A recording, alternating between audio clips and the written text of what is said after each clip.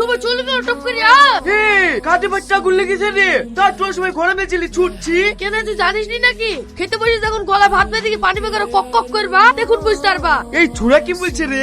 আমি তো কিছুই বুঝতে পারছি নি। ও ঠিকই বলেছে, আমি এক্ষুনি খবর দেখনু 48 ঘন্টা পর আর কোথাও পানি পাওয়া যাবে না। তাহলে তুই খবরটা আমাকে আগে বলিস নি? তোর ছেলেকে তাড়াতাড়ি ঘুম থেকে তোর পানি লাইতে যেতে হবে। ইরে সর্বনাশ, হসপিটালে যে লাইন বেশি রে, তুই বলে পানি তো ইরাই সব করে দেবে, আমরা পানি পাবো নাকি? পানি পাওয়া যাবে না কেন? চলো কি লাইনে দাঁড়াই কি? আমি লাইনে দাঁড়াবো না, সবার আগে পানি নেবো। তুই আয় তো। ওরে বাবা রে, আজ কি রোদ পড়ছে রে। আজকে তাপমাত্রা 500 ডিগ্রি নাকি? আমার নিঃশ্বাসে খুব প্রবলেম আছে। ও মা গো, আমি মরি কেন গো, আমাকে বাঁচাও গো। এই ভাই পড়ে গেছে।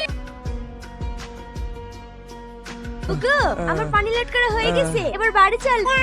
থাক, পানির যা অভাব, আর পানি নষ্ট করতে হবে না, আমি সুস্থ হয়ে গেছি। বাবা, এত রেটে শরীরটা ঠান্ডা হইলো, আবার তোমার সবার আগে পানি দেওয়া হইলো। চলো বাড়ি চলো। লোক রে, আমাদেরকে বোকা বানিয়ে পানি নিয়ে চলে গেল।